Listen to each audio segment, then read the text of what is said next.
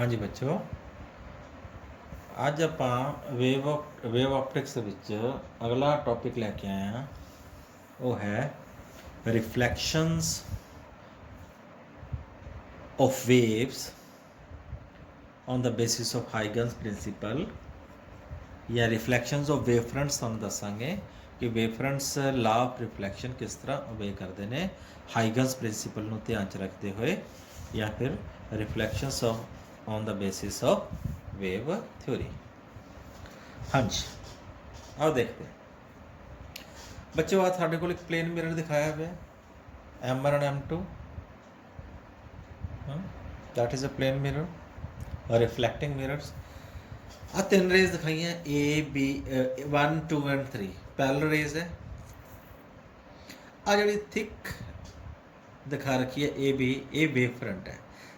A B is the incident wave front, incident wave front. हुण देखो ए portion जिहड़ा wave front का ADB wave front है, ये पोर्शन रिफ्लैक्शन जिस टाइम रिफ्लैक्शन होने लग पई D ते B हजे पिछे सी, ये D इत्थे P ते पहुंचिया, फिर जाके रिफ्लैक्ट होया, B जाके A डैश ते पहुंच के रिफ्लैक्ट होया। मीनस ए रिफ्लैक्ट होके जो बी ए डैश से पहुंचिया, ए रिफ्लैक्ट होके ए तो बी डैश से चला गया, राइट। तो ए डैश बी डैश क्या है? A dash B dash will be the reflected wave front. ये थानू समझाना चाहिए, डायग्राम पहला क्लीयर होनी चाहिए। ए बी अपने को इंसिडेंट वेव फ्रंट सी, A dash B dash reflected wave front होएगा। आ 1 रेट रिफ्लैक्ट होके ऊपर चलेगी, पहला थले सी, 2 विचाले दे विचाले है, 3 पहला ऊपर सी रिफ्लैक्ट होके हुण हेठा होगी। नाउ जिन्ने टाइम च ए रिफ्लैक्ट होके बी डैश च गया, उन्ने टाइम च बी पॉइंट रिफ्लैक्ट होके ए डैश आ गया। क्यों? वही वेव फ्रंट है, इक्को मीडियम ट्रैवल कर रहे हैं, टाइम सेम हो जाएगा, उन्नी डिस्टेंस कवर होएगा। Means I can right T is the time taken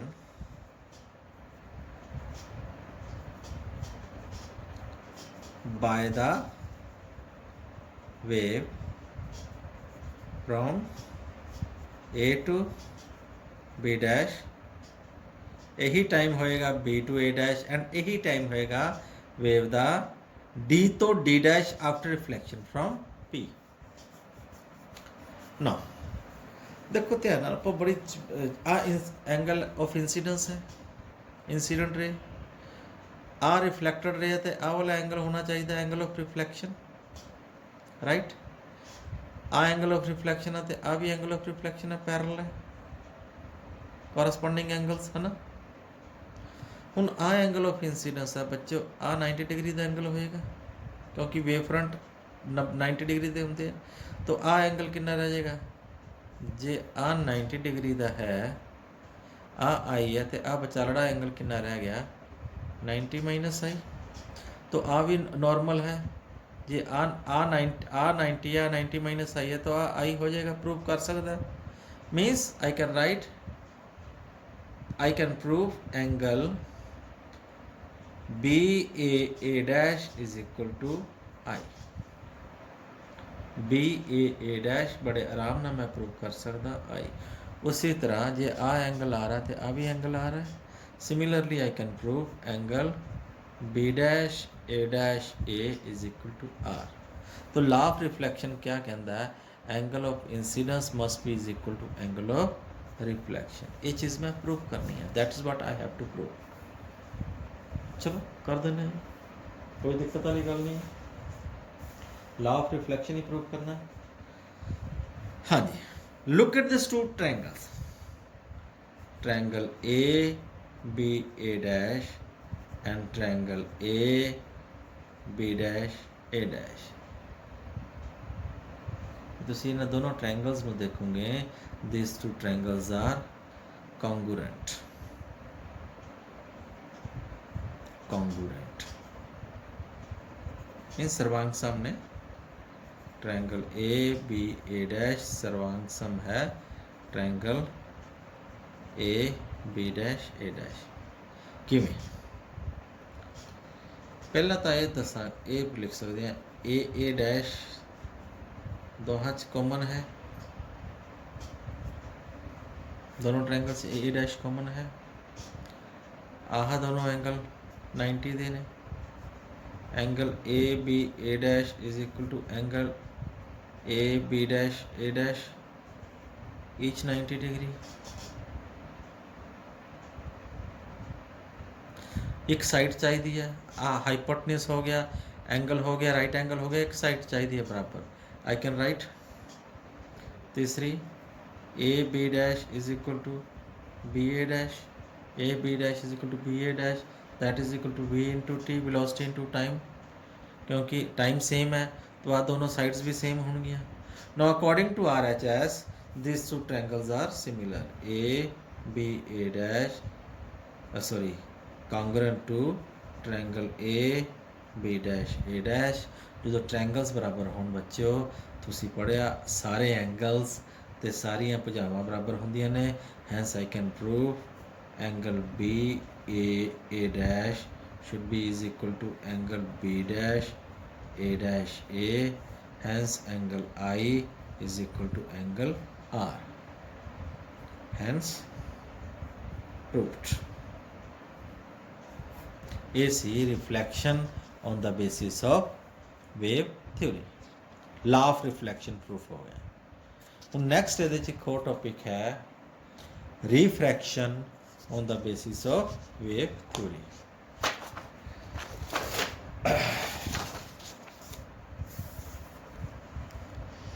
refraction on the basis of wave theory। हाँ जी, पहला सानू डायग्राम ਨੂੰ क्लीयर करके देखना पेगा।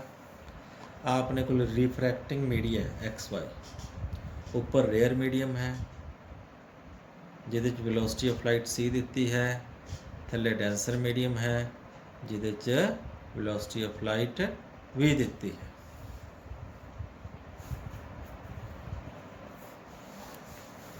हाँ जी, हुण इहदे च की प्रूफ करना है, आ देखो 1 2 and 3 these are the 3 rays. आ नॉर्मल है, एंगल ऑफ इंसिडेंस है, तो आ रिफ्रैक्शन तो बाद एंगल रे झुक गई नॉर्मल वाल, क्योंकि रेयर मीडियम तो डेंसर मीडियम से जा रही है। आ भी झुक जाएगी, आ भी झुक जाएगी। आह एंगल ऑफ रिफ्रैक्शन दिखाता, इत्थे भी आलमोस्ट सेम एंगल आना सी, बनाने की मैं खेचल नहीं समझी क्योंकि आ एंगल कोरस्पोंडिंग एंगल बराबर होंगे। तो मैं प्रूफ करना ये प्रूफ की करना mu is equal to sine of angle of incidence upon sine of angle of refraction, Snell's law proof करना है। ठीक है, हुण ये बच्चों की है B A dash is not equal to A B dash. क्यों? क्योंकि B A time taken by the ray to go from B to A dash is same as that from A to B dash.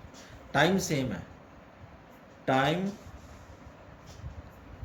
by the wave from B to A dash is same from A to B dash। आ A है, आ B dash है, आ point B dash। इधरों time इधरों distance घट क्यों क्या? क्योंकि वेलोसिटी घट गई। इतने डिस्टेंस ज़्यादा क्यों है? क्योंकि वेलोसिटी ज़्यादा सी। रेयर मीडियम च रे ऑफ लाइट तेज चलती है, उसने टाइम च ज़्यादा दूरी ट्रैवल करती, डेंसर मीडियम स्लो चलती है, घट दूरी तय करेगी।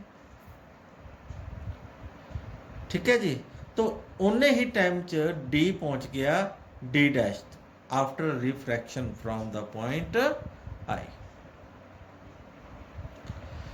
नाउ देखो फिर वही ज्योमेट्री ना प्रूव कर सकते हैं। आ एंगल आई है तो आ एंगल आई होएगा, आ एंगल आर है तो आ एंगल आर होएगा, जिवें पहला प्रूफ किया सी। Now look in triangle, in right angle triangle A B A dash, A B A dash इस ट्रायंगल दे विच what is sine of angle of incidence? पहला तो अपन ये लिखना चाहिए बी ए डैश किहदे बराबर होएगा, बी ए डैश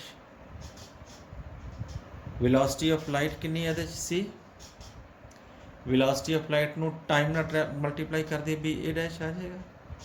उसी तरह थल्ले ए बी डैश किसके बराबर हो जाएगा, वेलोसिटी ऑफ लाइट वो की दिखा रखी है v, टाइम होना ही है v into T. No sine of angle of incidence इस ट्रायंगल च होंदा है परपेंडिकुलर अपॉन हाइपोटेन्यूज, परपेंडिकुलर है बी ए डैश, हाइपोटेन्यूज क्या है ए डैश, इक्वेशन 1। हुण उसी तरह in triangle A B dash A dash हेठा वाली ट्रायंगल दे विच sine of angle of incidence sine R लिख सकते हैं आप ए बी डैश बटा A dash, equation number 2। Dividing equation 1 and 2 इन्हों डिवाइड कर दो, sine of I upon sine of R की आ जाएगा B A dash upon A dash divided by A B dash upon A dash, A dash ना A dash कटिया गया, क्या रह गया अपने को B A dash upon A B dash, B A dash की वैल्यू है C into T, A B dash की वैल्यू है वी इंटू टी ना टी कटेगी, सी अपॉन बी आ गया which is equal to the refractive index. ये definition है रिफ्रैक्टिव इंडेक्स की। तो mu is equal to sine of angle of incidence upon sine of angle of refraction, एक ही है स्नेल्स लॉ, हैंस प्रूव्ड। ठीक है बच्चों, तो थैंक यू बहुत है ना आज वास्ते, हैव ए नाइस डे।